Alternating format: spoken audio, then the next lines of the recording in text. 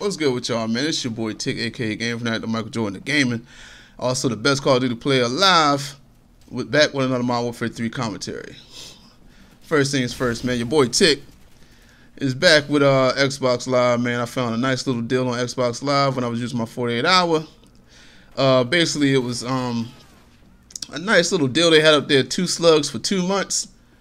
And if you're not from Baltimore, you don't know what a slug is. Basically, a slug is $1, so that's $2 for 2 months of Xbox Live.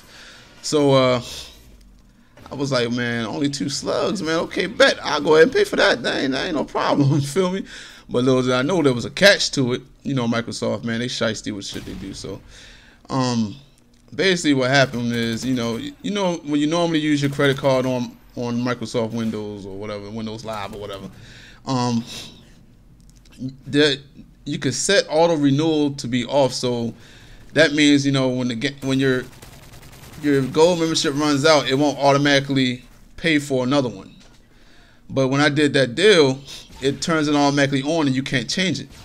Now what you have to do is you got to call Microsoft and you got to tell them to take it off. So that's basically what I did. I called up there and I was like, look, I don't want that auto renewal on because you're gonna have me backdraft and all that good stuff, or overdraft, whatever it's called. You know what it is when you don't have enough money in the bank and it takes it all out in credit, and then you owe like a penalty of like $50 or something like that. So I was like, I don't want you to do that because I don't know if there's gonna be any money in there. So I'm gonna need you to take that off or just cancel the whole thing. So they were like, no, that's fine. We could just remove the auto renewal off and everything, and you can take your credit card off. It's no problem. It's just with the promotion that the promotion doesn't allow you to do it, but you can do it by calling us. I was like, okay, bet. So I got all that taken care of and everything. But anyway, let's get to the topic, man. I shouldn't have to tell you what it is. If you clicked on this video, you saw the title. Yes, I'm a black commentator. I almost said commentary. I'm a black commentator. I'm guessing you could tell from my voice, but you know, I've been seeing a lot of comments recently of people confusing a black guy as a white guy somehow. I don't understand how, but yeah, it's been going around. So yes, I'm a black commentator. And basically, I feel as a black commentator, you know, it's certain things we have to do to get, you know, likes, views, and subscribers, you know, the do's and don'ts and stuff like that. So I'm not speaking for every other black commentator because this is just how I feel about it.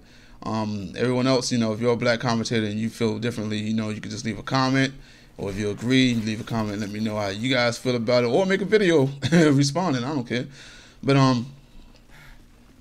yeah, this is how I feel about being a black commentator, man. I feel like we have to do things a little bit. We have to do extra just to get views and likes. I forgot who I was talking to before, but we were talking about Chris Smooth he set the standard of a black commentator. You had to speak proper English, no swearing, and you have to be like a jokester. Because we all know, like, out of all the black commentators that play like games like Call of Duty and stuff like that, he has the most subs. You know, he's the biggest one out of all of us. So he basically drew the standard for us. And so instead of being like most of the Caucasian commentators that we see, you know, they could talk with a regular monotone voice and everything and still get like 5,000 subs, no problem. But we have to be more energetic in how we speak, and we have to do things like color corrections and nice little editing skills with music and things like that, just to get, you know, just to get people to want to continue to see our stuff. Look at that easy 3 kills right there. I'm glad they turned around. That's what you call being sneaky right there. But look, I'm running with a striker. I never use a striker a day in my life, and I'm probably gonna die with it. I got the Overwatch, and that was a mistake right there, calling that out. Cause if I wouldn't have done that, I would have shot both of them dudes and killed them. Probably got my pave low, but it's whatever.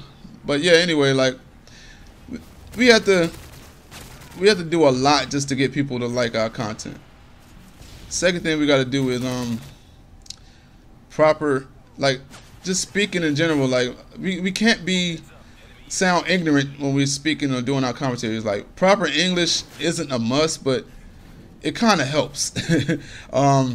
I've seen a lot of comments, you know, on other black guys, you know, commentators' channels of people saying you sound black or something racist about how they're speaking, and then I've had a few myself. Even though I can speak proper English, like, I've been raised to speak proper English by my mom. She was also raised by her grandmother to speak proper English, but I try not to use it as much. You know, I kind of toned it down when I got in middle school because, like I told y'all in an older video, when I moved to Indiana and I was talking to my friends, one of them asked me, was I African, because I spoke proper English. He was like, "Can you speak real proper?" I was like, "No, I'm not African, man." And then my mom was also teased when she was younger. She used to be called a proper cat and stuff like that. So I try not to be too proper, because what happens is, you know, you get labeled by even the black guys, because if you speak too proper, some of them consider you a sellout, or Uncle Tom, or you think you're better than them.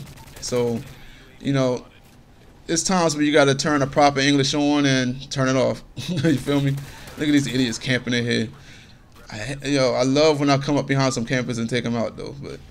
But I don't know, man. Tell me what you think, man. I just think it's a little harder for us. And definitely seeing some of these white guys started after I did, and they already have like 2,000 subs. And they sound so boring in their videos. But I guess it's because most of the Call of Duty gaming community are Caucasians anyway, and that's who they can relate to. You feel me? So, I don't know.